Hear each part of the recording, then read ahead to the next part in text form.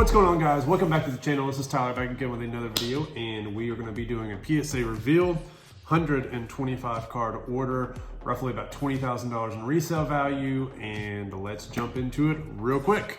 So I've gone ahead and unboxed the cards. I've actually already recorded this, but it didn't record from my phone, so I have to redo it. So here we go. Let's go quicker.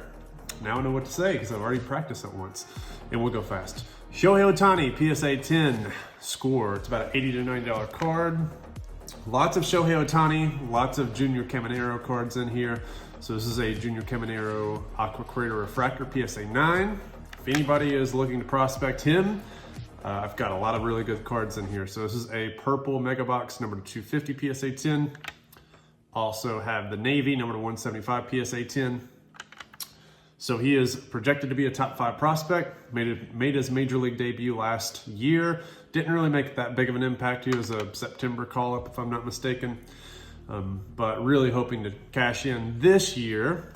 His prices have softened. It seems as though with baseball prospects, there is a lot of hot potato for sure. It's, one product to the next. Who's the hot name for each product?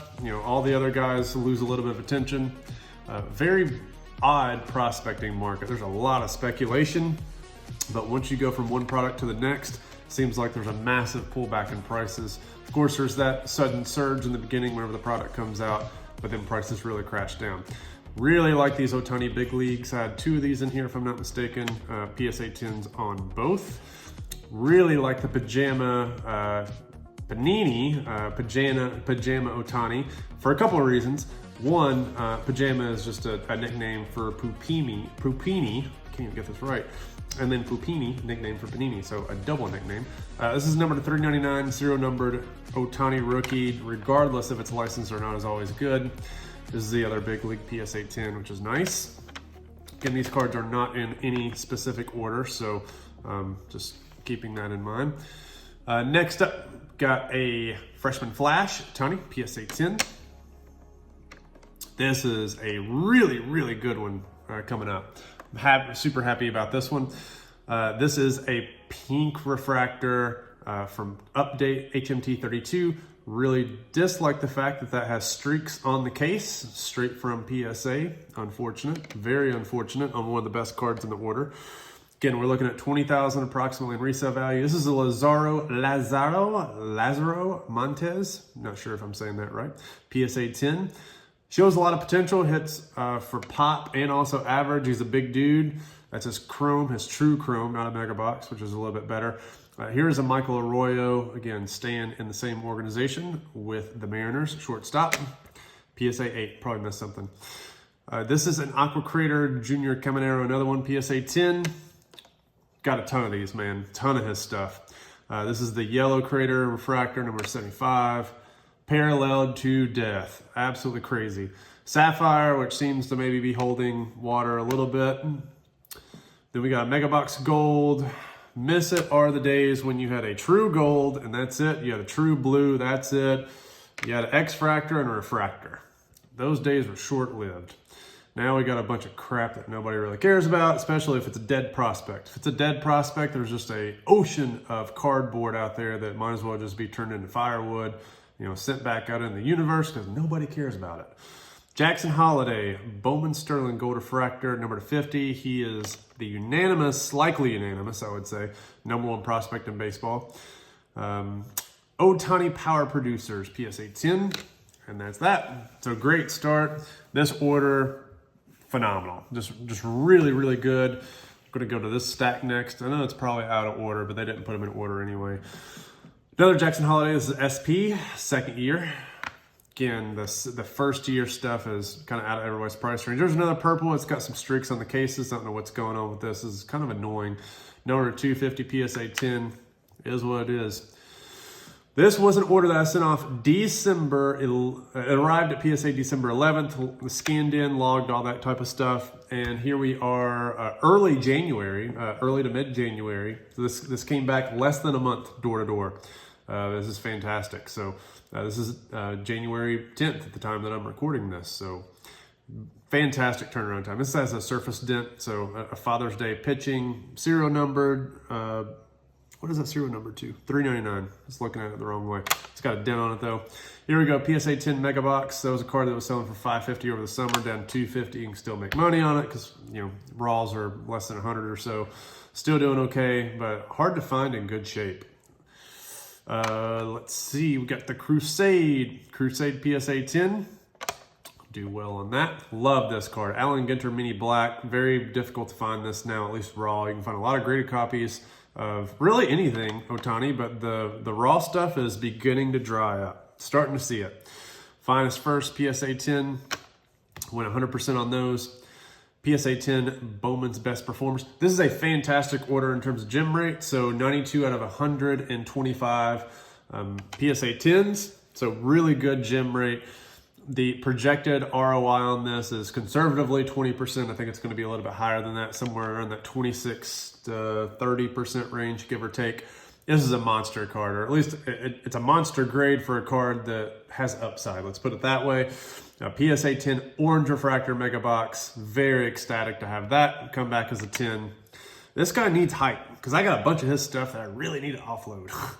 But he's also a top 5 prospect, so going into spring, he should have some hype. He should, especially with Wander Franco, you know, having all of his issues. Hopefully all those Tampa Bay dollars are going to be flowing to him. True Blue. That's what I'm talking about. True Blue. This was always historically a very sought after card, as is the True Golds and True Oranges, True Reds, etc. Getting True Blues to gem historically, at least lately, has been challenging because Topps has forgotten how to print cards correctly. Everything has roller marks. You know, you go all the way through the 90s, you know, basically all the 2000s. There's no such thing as surface scratches on Bowman Chrome or Topps Chrome up until you get to around 2010. 2010 is the notorious year of quality at Topps Chrome technology being absolutely garbage. There was one Chrome product that year that actually did really well. I believe it was Draft, but Bowman Chrome in the spring was god-awful. I believe the spring release also, that was a big release because I think that was the one that had Strasburg and Bowman. And then you had the Bowman Chrome USA Bryce Harper, which was a monster card. But all those Chrome cards really weren't doing all that great. The fall release was horrible. But then it just seems like Topps' printing issues started from there. Started having problems, and it's not slowed down. Got another one of those Junior Sapphires. Black and white on demand, did really bad with those. Got them all from the same seller, only 1 gem out of 6. Don't think they were vetted, or at least weeded through on his end. Maybe it's just how the cards were, because it looked like that's kind of all he specialized in, is, you know, on-demand type stuff. On the other hand, Topps Chrome, I went perfect on. Did not get anything less than a PSA 10. So really tried to vet those appropriately. Advent calendar, don't think I did great on those either. These were not as successful, but the Chrome stuff, oof, absolutely crushed. Crushed. And with Ohtani now joining the Dodgers, of course his market softened a little bit, but he's had a little bit of a bounce back in November. If you saw my summary video of 2023, that really looked at overall market size by a player. Of course, Michael Jordan was number 1. 8% of the sports card market is allocated to Michael Jordan, at least whenever you're looking at the top 150 players. 8% of that goes to MJ. If you look at the number 2 player in terms of total dollars allocated towards their market in 2023, it was Shohei Ohtani. He had one of the biggest jumps year over year, obviously, as well. Over $40 million spent on Shohei Ohtani collectibles. So, you know, for those of you out there who are, you know, not really on the Ohtani wagon, you know, you're on some other speculative player that some other person was pumping online. Sorry, dude. I've been saying it, you know, for a long time. Ohtani is, he's the guy in baseball. He is the guy, and baseball is the biggest card sport out there. Football is catching up in terms of some speculation as it relates to quarterbacks and prospecting, but baseball has all the collectors, and that's where all the dollars are. That's where the biggest market is going to be, because at its core, this hobby is a collector-based hobby. It's not a flipper-based hobby, which is really how it should be. It's just good to be able to flip in it, but you know, you really need to have a strong collector base, and there's a lot of people out there who collect Ohtani as well as flip, but a lot of collectors who are gravitating towards him. Just such a unique player in today's age. All right, another Lazaro Montes. I have a bunch of his mega boxes. Lots of 10s, some 9s, but lots of 10s. Didn't think I had that many of them. Chrome Update International Fair Ohtani, Megabox 10, Junior Caminero 10s. These are going to be good. Hopefully there's still a market for those guys. I mean, if he's a top 5 prospect, there better be a market, but you don't see a lot of buzz really about anybody. But of course, you know, baseball stuff is going to begin trending upwards here shortly because, you know, we're in the peak of football right now. There's, you know, peak speculation as it relates to quarterbacks. Who's going to make the big playoff run? It's going to be Mahomes. Allen looks hot right now. Lamar Jackson, the MVP of the league. Of course, Brock Purdy. There's a lot of interest in Purdy cards because, you know, San Francisco is going to win and he by default is going to go a long way in the playoffs. So ultimately there can only be one winner and everybody's trying to predict who that is. CJ Stroud is going to be the one likely loser who is going to continue to grow in the offseason, if I were to guess. He just looks like the real deal. Just phenomenal player. Lots of people everywhere I go are asking for CJ stuff. And if you watch him play, just, you know, there's a reason. Lazaro Montez, another 9. Speaking of CJ, I've got a lot of his stuff at PSA. A lot of it. There's going to be a lot more. But that January special, baby, oof. There's going to be a lot of CJ cards graded. Let's just put it that way. Prism out, Optic out, or Optic Preview. Donruss out. Even his college uni stuff from Prestige and Score. Got a lot of it. Let's see. Ohtani Prism. PSA 9. Finest Firsts. Going through this really quick. Finest First. Did really, really, really well on those. Finest First. Then we got a PSA 9 mega box. I don't know if we've shown the actual 10 that I have on here. Make sure that's all showing up appropriately. It is. Number 250. So again, this is a second year mega box. His first year is the one that everybody really likes. The PSA 10s for the first year are back in the 1500 range. The purples rarely come up. Don't think one is sold. One may not sell for a while, honestly, because, you know, they're probably getting locked in PCs if I were to guess. Love this card. I'm going to continue to buy and grade these. Love his Bowman Chrome batting. Just such a great card, honestly. More Advents. I think only got one gem out of the Advents. The rest were 9s. Again, I think all these were the same seller, the on-demand guy. So, actually the Advents, they may have been different sellers, so take that back. PSA 10 Optic Hollow from Crusades, really good. That one has not sold recently. Power Producers, Bowman's Best. Dominators. Old School Dominators number 999. Anytime you can get a numbered Ohtani PSA 10, I've got a couple of those, especially the pajamas, but also the Mega Box Purple 250, which should be coming up if I haven't shown it already. Here is a Junior Caminero Blue Autograph PSA 10 Mega Box. Gosh, dude, crushed it. This order dominated. Absolutely crushed. Jackson Churio, SP, second year. He is a top 5 prospect as well, depending on what publication you go by. Michael Arroyo, that's another one of those. Didn't do so great on him, but I'm also not sold on him as a prospect either. I don't even know why I bought those.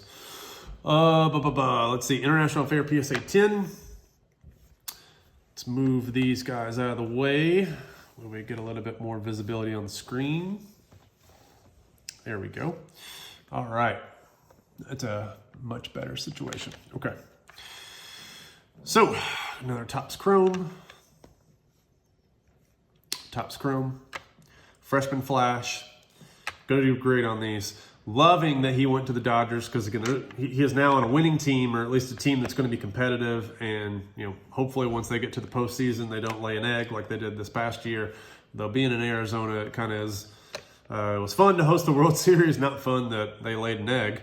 Didn't do great. Here is a pitching refractor. Love these. Dude, still trying to buy and grade as many of these as I can, although they're not coming up as often. But that's a 550, 600 plus. If he gets on a hot streak, they push closer to 1,000. Here's the Prism version, also PSA 10. Dude, 100% on color Ohtani's. Pink refractor PSA 10, 100% on color Ohtani. Again, 100% on Topps Chrome Ohtani. I did not get anything less than a PSA 10. So really tried to vet these appropriately, knowing that these are $19 a card. Chrome Update, be just slaughtered this order. Slaughtered. Goodness gracious. All right, last stack here. We're going through this really, really quickly, but trying to get these captured on camera because I've already recorded this twice. Archives, this card's probably going to be a little bit less. It's a rookie with Trout and Ohtani. It's not a Trout rookie, it's an Ohtani rookie with Trout. Maybe not as desirable now that they're not teammates, so we'll see how the market goes there. Still a very iconic, you know, I think it's going to be an iconic card going forward. This is the big one in the order. So purple mega box number to 250 PSA 10 clean case. I'm very happy about that.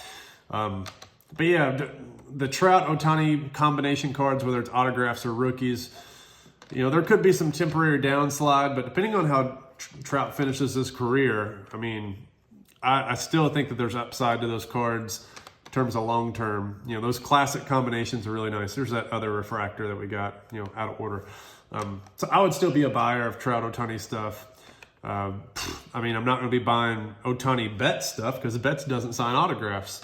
Or Betts Freeman, maybe, or sorry, Ohtani Freeman, or Ohtani Kershaw would be good, but Ohtani Yamamoto, that'll be good. And then next year, Ohtani Yamamoto and Roki, oh yeah, Ohtani Yamamoto Roki, that has a good ring to it. And then add some Hideo Nomo, or some Ichiro, oh yeah, it's good. All right, Jackson Holiday, Mega Box Gold Refractor. Man, cannot wait. Cannot wait. I'm not a Dodger fan, but man, I'll be tuning in to some Dodger games. Cannot wait. Good for you, Dodgers. Your owner actually spends money to win. And even if you're buying a championship, you know, good for you. You know, be the Yankees. Be the modern day Yankees. That's all I can say. Okay, now we are switching over to the Excel spreadsheet screen. And we're going to show kind of what I expect these cards to, one, what they graded, you know, the description of the cards, as well as what I paid for them, and then the expected value. One caveat, I have not gone through here and readjusted the expected value, but I will show kind of what one of the things is that I like to do just to give an estimate. For every order that I build, I like to build a estimated value of what the card is worth. And I do that by essentially taking what I paid for the card times a multiplier or a factor. That factor is 1.4. No, I don't want to do that. So it's basically 1.4 times what I paid for the card, allocated across the entire order, drag it down. That's a conservative estimate. Sometimes that doesn't get it, depending on if the big cards in the order don't grade well. You know, it depends on the mix, but usually it's a pretty decent estimate. Obviously, it's going to make it look like some cards are not worth sending in, which is not necessarily true. So, example, if you're buying $5 and $10 cards and you multiply it by 1.4, it's going to make it look like you're only going to get $14 back in value. I promise, by the time you summarize the total at the end, you're going to get something very similar and close to what you're going to get if you sell the entire order. So the entire point of this is to really get a close, rough projection of what the anticipated value of the entire order is. So each individual card is going to be a little bit different. You know, I got one of these, I think, as a freebie. These Junior Caminero Sapphires, got it as a freebie. Allocate a zero cost to it. Obviously, it came back to PSA 10. I'm going to get more than $0 out of it. So that's just an example. But as we go through here, I do think that I'm going to get more value than what I initially expected. So if you look at the initial expectations for the order, you know, we've got $14,251 that I spent on cards, which includes buying the card on eBay, the shipping cost on eBay, and the tax. That was, you know, I had not changed my eBay account to where I and now have a reseller's license. I now in 2024 have a reseller's license, so I will not be paying tax on cards. That's going to save me 6% because, you know, it was a purchase tax that I was paying. Now I'm not going to be paying that, so going forward, I'm going to hopefully get 6% more profit in my pocket. But as of this order, I was still paying tax. So that tax on the purchases is included in this cost of goods sold. This is the grading cost. So it's $19 a card times 125. I'm going to go back in and add in the shipping to this. I usually do that and then allocate it across. So the shipping is usually about 70 cents a card. Very expensive return shipping from PSA lately, FYI. And then summarizing all of the values here. So my receivables is really about $19,951. So almost 20 grand. So that is a conservative estimate. It's going to show that, after fees, I need to update that. After fees, it's going to be about $3,325 in terms of profit, and with a conservative ROI of 20%. That's not bad for buying cards and then getting them graded in a month and then selling them. Not my historical averages, well below my historical averages, but I actually think that I'm going to do better on this order than what I think. So let's say that instead of getting basically 20,000, let's type in 22,000. That's a reach, but if I do get 22,000, it's going to boost that profit up to 5,373, or a 32% ROI. If it's 21,000, you can really knock that down to 26.31% ROI, $4,373. So not bad for flipping. Again, if you have a goal of getting, a couple of these types of orders a month, you're doing great. That means you're really turning through some volume.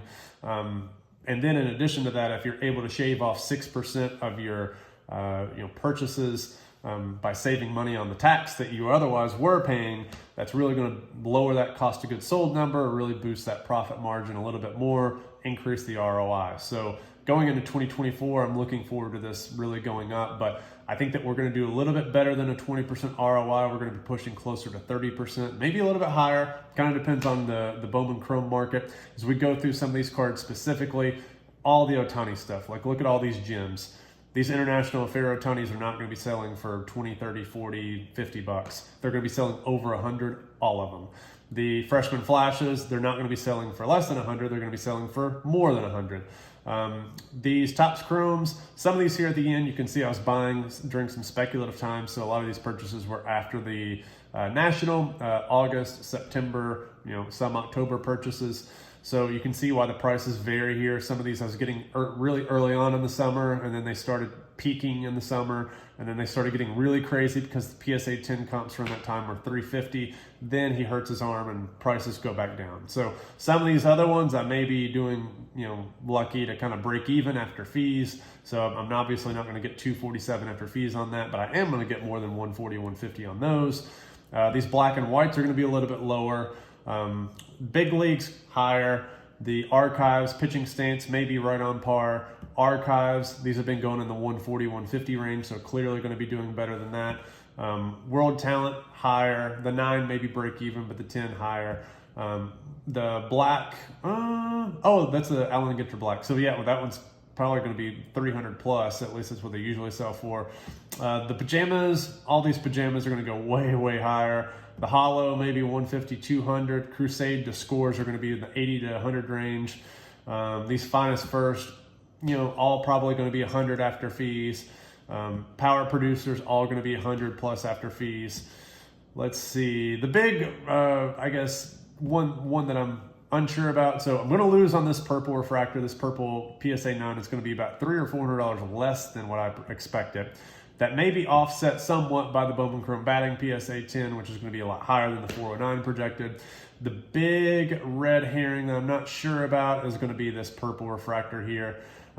This purple, depending on what the market dictates or says it's going to be, that's going to be the one that I'm not sure about. So it could go a lot higher than that is essentially kind of what I'm pointing out. Where do I have my pink refractor for update? 454, it's about right. But the HMT one, that's going to go over 100. So we'll see. And then the Bowman Chromes are kind of all over the place. It really depends. Hopefully Jackson Holiday carries me, and hopefully there's a lot of people out there speculating Junior Camaneros cards. So that's all I got for this one. Hopefully this one gives you a little bit of an idea about what cards are doing recently. Again, December 11th through the mid-January. Got about a 72% or 75% gem rate. I believe that's accurate if I'm adding these things up correctly. I don't think that I am, because I have 125 cards and those don't add up to 125, I don't think. But I'll go back through and do the math. Maybe it does. I may be missing something in there. But this is a recent return. It's kind of why I wanted to get this on camera. Wanted to get these cards sent off at the $15 special. Waited. Didn't happen. Finally sent a bunch of cards off in December. So sent off about 400, 500 cards. Unfortunately, I paid $4 more per card for all of those cards, so it's going to cost me about $1,600 to $2,000. Now I have about 400 more that have been sent off in January or will be sent off in January, including a run that I want to send here in the post office in the next hour or two. So still sending off some. I see a lot of opportunity in the marketplace right now. I'm going to be sending out a lot of cards, especially under this $15 order, using a lot more, I would say, wisdom in terms of what I send in, less base cards compared to 2022 and 2021. Obviously, the market's completely different. So, but I do have some high quality things that I'm sending in. So can't wait to get that content out. But let me know what you all think down below. Is this about what you all are seeing in terms of quality from PSA? Nothing crazy, no greater of death yet, knock on wood. But let me know what you all think down below, and we'll see you next time.